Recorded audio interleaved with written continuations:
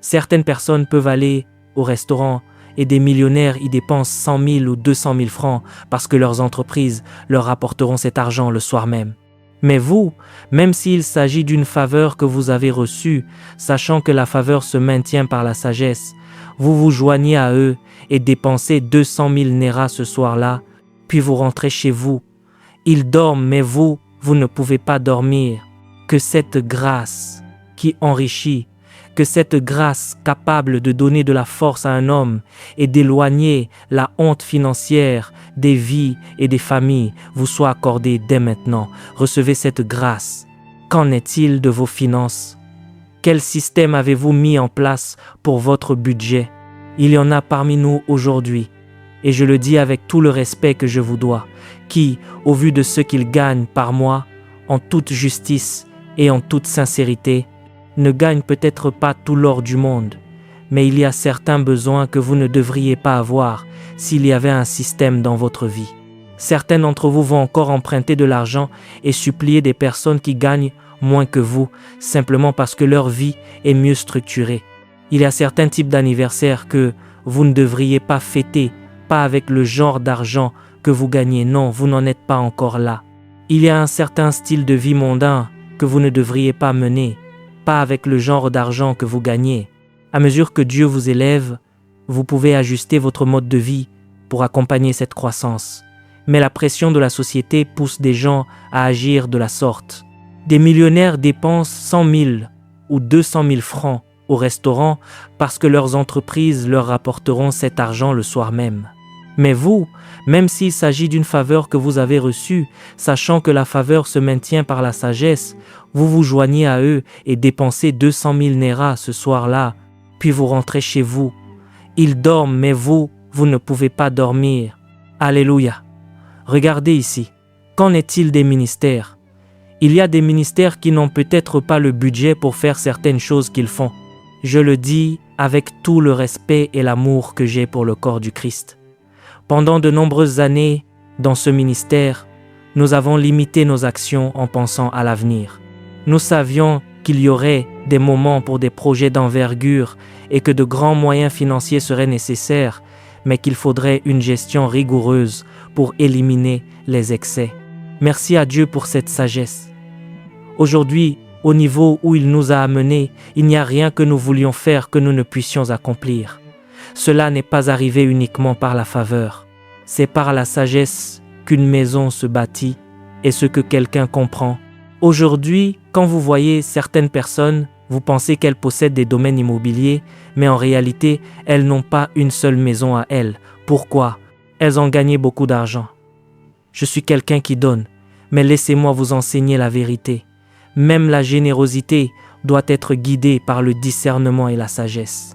Ce n'est pas parce que Dieu nous ordonne de donner que nous devons être imprudents. Certains d'entre vous donnent sous le coup de l'émotion. Ce n'est pas une révélation.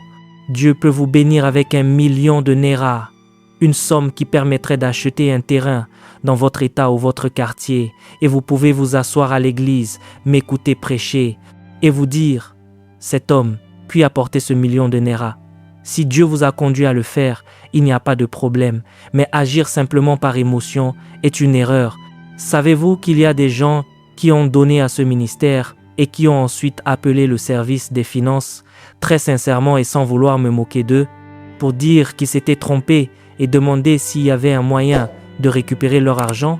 Je le pense vraiment, ce n'est pas une plaisanterie. Pour certains d'entre vous, lorsqu'on lance un appel aux vœux ou aux dons dans vos assemblées ou lors de réunions, vous voyez vos collègues et vos pairs s'avancer, et c'est par pure charnalité et par orgueil que vous y allez aussi, et non sous la conduite de l'Esprit.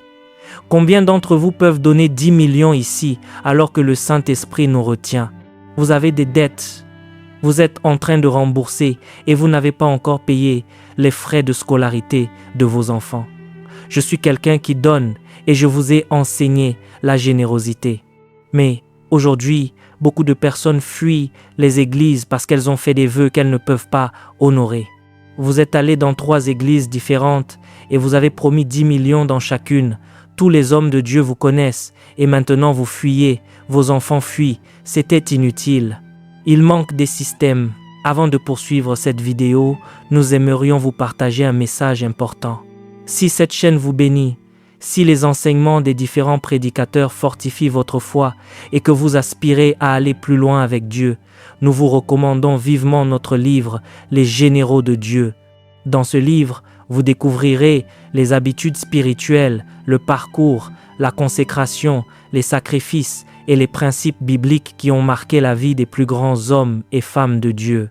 Vous comprendrez également comment la puissance de Dieu s'est manifestée dans leur ministère et surtout, comment appliquer ces vérités bibliques dans votre propre vie afin de développer une relation plus profonde avec le Seigneur. Le lien pour vous procurer le livre se trouve dans la description de cette vidéo ainsi que dans le commentaire épinglé. Nous croyons sincèrement que cette lecture sera une source d'encouragement, d'inspiration et de croissance pour votre vie spirituelle. Merci pour votre soutien et votre fidélité à cette chaîne. Maintenant, revenons à notre enseignement. La plupart des gens ne préparent pas leur offrande avant de venir à l'église. C'est lorsqu'ils voient la personne qui demande de préparer les dîmes et les offrandes qu'ils cherchent dans leur poche et regardent ce qu'ils ont. C'est pour cela que vous ne grandissez pas financièrement. C'est une question d'équilibre. Vous ne pouvez pas donner des miettes à Dieu. Vous regardez ce que vous avez. 1000 néras, vous les remettez. 500 néras, vous les remettez. 500 néras, vous les remettez. 50 néras, vous les remettez. Puis vous prenez le billet abîmé, vous le froissez, vous le jetez dans le panier et vous riez. Dieu vous dit, je vois ton cœur.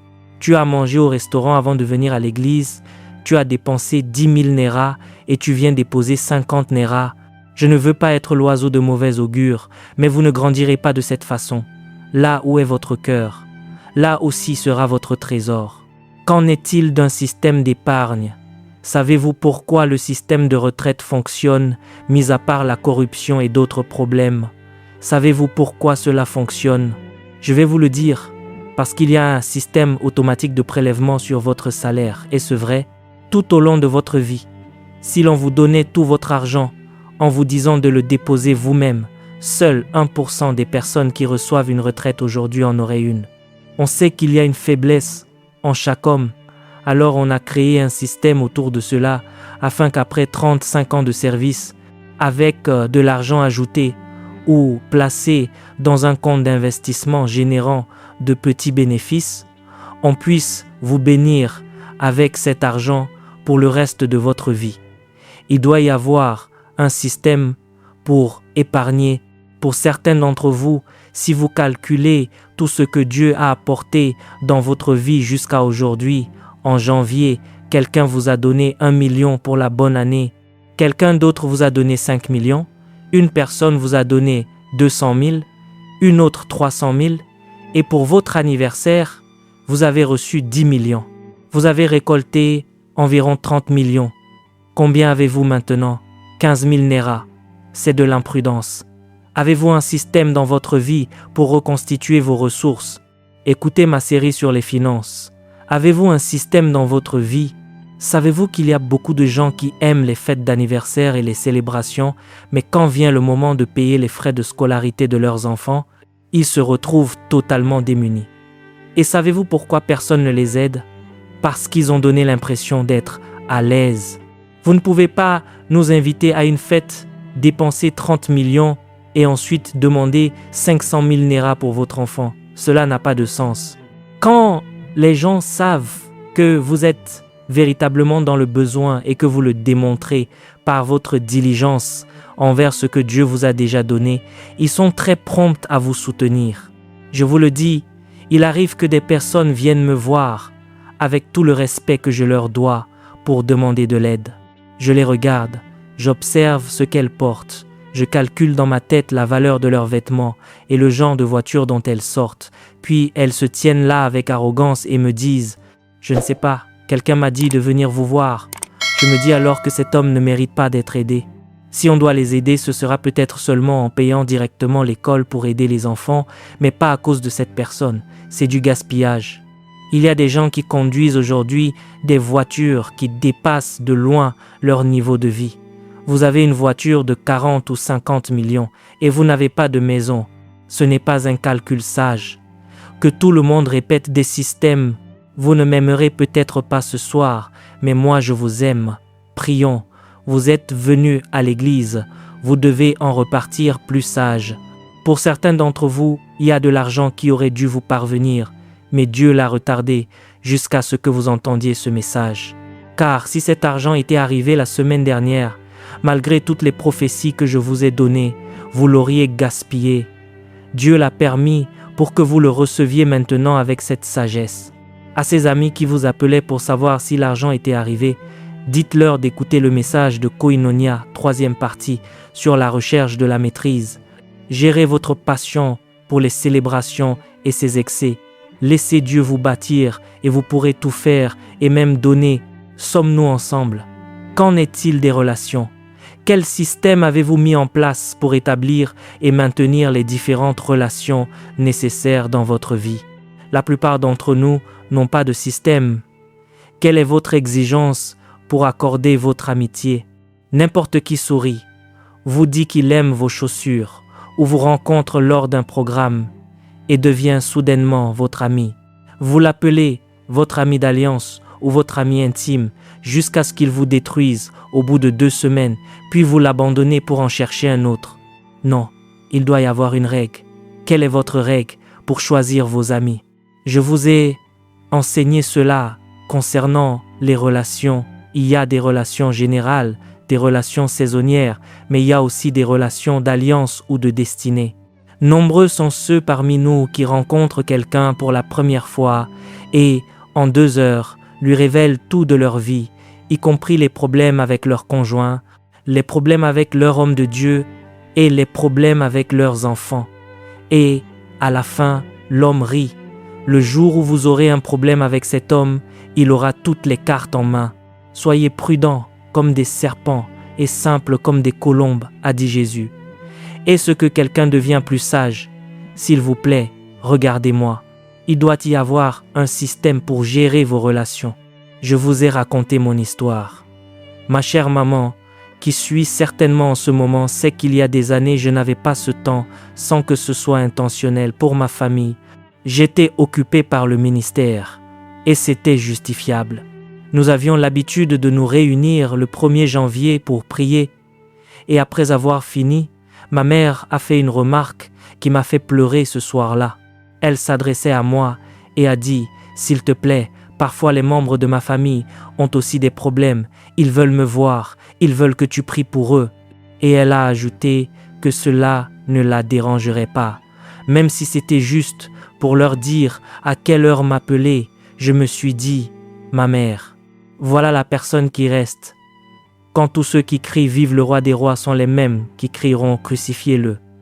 Ce sont ces personnes qui resteront avec vous quand tout le monde s'enfuira. Je suis rentré chez moi et j'ai dit mon Dieu, et j'ai pris la décision de mettre en place un système pour garder le contact et faire de mon mieux pour maintenir mes relations avec les membres de ma famille. Certains d'entre vous doivent faire cela. Ne généralisez pas vos relations. Quelles sont les 5 personnes les plus importantes dans votre vie aujourd'hui? En raison de leur contribution spirituelle, de leur fiabilité en tant qu'amis, ou de l'ampleur de leur engagement financier dans votre vie? Ne mettez pas tout le monde dans le même sac, c'est une erreur. C'est pour cela que j'ai pris le temps d'honorer mes précieux collaborateurs et je l'ai fait sincèrement. Je vous ai enseigné cette année que tout le monde ne vous porte pas dans son cœur, peuple de Dieu bien-aimé. Lorsque vous trouvez des gens qui vous aiment sincèrement et qui vous estiment, ne les ignorez pas. À la suite de cet enseignement, certains d'entre vous doivent mettre en place un système. Peut-être 1 fois par semaine, toutes les 2 semaines ou chaque mois. Si je ne peux pas voir mes proches, je leur enverrai au moins un message où je les appellerai. Puis-je vous dire, surtout pour vos parents, que vous le vouliez ou non, un jour ils ne seront plus là? Ne gâchez pas l'opportunité d'être une célébrité à travers le monde pour des gens qui n'aiment que votre talent et non votre personne, en oubliant ceux qui comptent vraiment dans votre vie. Il est temps de réorganiser votre vie et de créer des systèmes. Laissez-moi vous dire ceci sincèrement. Peu importe où je voyage dans l'année, peu importe la raison, je ne manquerai pas Koinonia plus de 2 ou 3 fois. Et il faut que ce soit pour une raison tout à fait justifiable, comme un voyage à l'étranger sans possibilité de retour ou une conférence ailleurs. Mais si c'est le dimanche, vous me trouverez ici autant que possible pour l'école du ministère. Je m'assure d'être présent pour enseigner moi-même. N'est-ce pas moi que Dieu a appelé? Pourquoi ai-je dit oui? Si j'ai dit oui, je dois obtenir la grâce de rester et d'être sérieux. Il y en a parmi vous qui sont des hommes de Dieu et qui perdez vos membres les plus fidèles parce que vous cherchez la célébration du monde. Ils vous abandonneront en un instant le jour où ils trouveront une alternative. Ceux qui vous aiment suffisamment pour venir s'asseoir et faire partie de la vision méritent le meilleur de vous-même. C'est la vérité. J'ai appris cela du serviteur de Dieu, l'évêque Oyedepo, et de beaucoup de nos pères de la foi dans cette nation. J'ai eu le privilège de discuter avec quelques-uns d'entre eux. Sauf en cas de nécessité absolue, ils restent chez eux, non par insécurité, mais parce que c'est leur mission principale. Puis-je vous dire que, même si vous me voyez parcourir cette nation et le monde entier, croyez-moi, mes chers amis, vous êtes ma mission principale. Et tant que Dieu m'en donnera la grâce, je n'y faillirai pas. Je m'assurerai, semaine après semaine, d'honorer votre sacrifice, d'avoir pris le risque de faire partie de cette vision. Des systèmes. Quand les gens savent que vous êtes sérieux à leur sujet, ils seront sérieux à votre sujet aussi. Ils peuvent alors inviter d'autres personnes à venir, sachant que vous ne leur ferez pas perdre leur temps. Je l'ai déjà dit, les êtres humains ne sont pas stupides. S'ils se rendent compte que vous n'apportez pas de valeur constructive à leur vie, ils ne fuiront peut-être pas loin de vous, mais ils chercheront une alternative qui répond à leurs besoins. S'il vous plaît, retournez réorganiser vos relations. Quelles sont les personnes qui vous ont témoigné le plus grand honneur dans votre vie? Écrivez leurs noms. Investissez dans les 5 premières relations. Quelles sont les 5 premières personnes sur lesquelles vous savez pouvoir vous appuyer quoi qu'il arrive, dans les larmes comme dans les sourires? Elles ne sont pas là seulement quand vous êtes heureux. Si vous leur dites aujourd'hui qu'on vous a diagnostiqué une maladie, elles diront « Dieu merci, je suis là, nous traverserons cela ensemble, nous ferons confiance à Dieu et nous garderons la foi ». Quand vous avez de telles personnes dans votre vie, ne les repoussez pas sous prétexte que vous ne faites confiance à personne. J'aime tout le monde, mais tout le monde n'occupe pas la même place dans ma vie en ce qui concerne les relations. Il y a des gens qui se sont coupés en 4 pour me témoigner de l'amour, de l'honneur et de la gentillesse, et pour investir dans ma vie, pas seulement sur le plan financier. Ce sont des personnes qui, si elles me voient pleurer aujourd'hui, ne me demanderont pas pourquoi je pleure, mais chercheront d'abord un mouchoir pour sécher mes larmes avant de me demander la cause de mon chagrin. Comment pourrais-je rejeter de telles personnes de ma vie? Si vous voulez rechercher la maîtrise, c'est ce que vous devez comprendre. C'est pour cela que vous voyez certaines personnes qui ne sont jamais seules ou abandonnées parce qu'elles ont créé des systèmes. Sommes-nous ensemble? Avez-vous créé un système pour le don? Il y a des gens qui vous ont béni ou aidé autrefois. Certains d'entre eux sont âgés aujourd'hui, d'autres n'ont plus la force qu'ils avaient lorsqu'ils travaillaient. Avez-vous créé un système autour de vos finances pour vous assurer de leur venir en aide? Vous voyez, les hommes politiques ont une leçon à nous enseigner. La plupart d'entre eux se souviennent des personnes qui ont été là pour eux. Et même si c'est par de la prétention, ils le font pour qu'au jour de la détresse, ces personnes se souviennent d'eux. Vous devez graver votre impact dans l'esprit des gens afin que, lorsque les jours sombres viendront, ils se souviennent de vous. Si vous voyez un homme réussir dans la vie, dans le ministère ou dans les affaires, c'est parce qu'il a structuré son succès en aidant les autres à régner et en leur faisant comprendre ce qu'ils doivent faire pour régner. J'ai mis en place un système dans ma vie pour m'assurer que ma vie de prière ne baisse jamais. Un système de ressourcement, un système d'entretien, un système de retraite spirituelle. Si je pars en retraite aujourd'hui, Koinonia ne doit pas en souffrir parce qu'un système a été établi. Père de famille, avez-vous mis en place un système dans votre maison pour que, si vous êtes pris dans les embouteillages ou incapable de rentrer, les frais de scolarité de vos enfants soient tout de même payés et que votre femme soit prise en charge? Homme de Dieu, avez-vous mis en place un système dans votre église pour que même lorsque vous n'êtes pas là, le feu sur l'autel ne s'éteigne jamais et que vos valeurs restent intransigeantes? Avez-vous mis un système en place? La recherche de la maîtrise, première partie, le fondement. Deuxième partie, les lois de la domination. Troisième partie, la puissance des systèmes et de la structure. Cela fait au moins 1 heure ou 2 que je tiens ce micro et pourtant il continue de fonctionner parce qu'il y a un système qui l'alimente. Tant que les conditions de ce système sont réunies, je peux le tenir du matin jusqu'au soir. Mon objectif est que vous deveniez comme Jésus en tout point, d'abord dans votre caractère et votre stature, puis par la connaissance et une haute illumination, afin que vous deveniez véritablement des personnes d'influence et de puissance avec lesquelles Dieu peut accomplir de grandes choses, de véritables témoins. Si vous souhaitez apprendre à traduire des vidéos comme celles que vous voyez sur cette chaîne, même sans expérience, grâce à l'intelligence artificielle, ou simplement créer votre propre chaîne YouTube pour partager votre message avec le monde, écrivez au numéro qui s'affiche à l'écran